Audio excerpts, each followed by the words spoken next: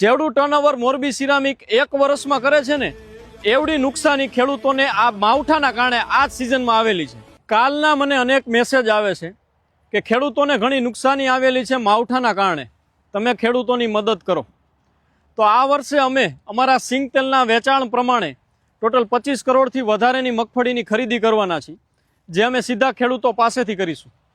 અને બીજી મદદ કે અમે એવી એગ્રો ચાલુ કરીશું જેમાં મૂળ પડતર કિંમતે ખેડૂતોને એમની દવા અને એગ્રોના પ્રોડક્ટ મળે, જેમાં એક પણ રૂપિયો અમે નફો નહીં કરી, જે પણ નફો થશે એ ખેડૂતો સુધી જ જશે. અને ત્રીજું કામ કે ગુજરાતના 1 લાખ એવા પરિવારો કે જેમની આવક 25,000થી ઓછી છે મહિનાની, જેવા ટૂંકી જમીન ધરાવતા ખેડૂતો, એમને ઓર્સોલમના બધા જ પ્રોડક્ટ મૂળ કિંમતે આવશે.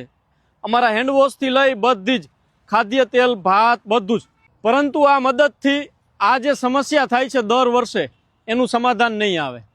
ખેડૂત બધાયનો બાપ છે અને મારો બાપ પણ ખેડૂત છે. આજે ખેતરમાં ઊભો છું ને ખેતર મારું છે અને દર વર્ષે અમને પણ આવી જ નુકસાની આવે છે. આ 1-2 દિવસના માવઠાના કારણે ટોટલ 50,000 કરોડથી વધારેની નુકસાની ખેડૂતોને આવેલી છે. આ આંકડો આખા મોરબી સિરામિકનું દર વર્ષનું ટર્નઓવર છે.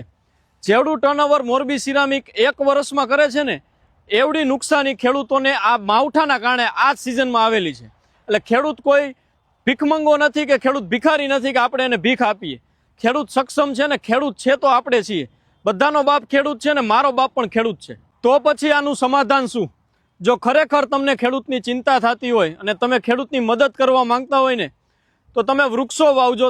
8 કરોડ પબ્લિક ગુજરાતની અંદર રહે છે. 8 કરોડ વૃક્ષો જો દર વર્ષે વાવવામાં આવશે ને તો નિયમિત થશે આ વાતાવરણ. નહીતર જેમ જેમ વર્ષો આગળ વધશે ને એમ વાતાવરણ ખૂબ ફૂલ બગડશે અને જે અત્યારે નુકસાની આવે છે ને એનાથી વધારે નુકસાની દર વર્ષે આવશે. અને ખેડૂત ભાઈઓને અપીલ છે, કારણ કે તમે પહેલું પગથિયું છો. જો વાતાવરણ ફેરના કારણે સૌથી વધારે નુકસાની કોઈને થતી હોય ને તો તમને થશે. અને બીજા એ પબ્લિક જે ખેતી સાથે નથી જોડાયેલી, તમારા ધંધા પણ જો ચાલશે ને તો એ ખેડૂતના ખેતીના કારણે ચાલશે. ખેડૂત પાસે જો પૈસા આવશે, એની આવક વધશે તો એના કારણે બજારમાં તેજી આવશે, તમારો માલ વેચાશે, તમારા છોકરા એ ખુશાલથી રહેશે.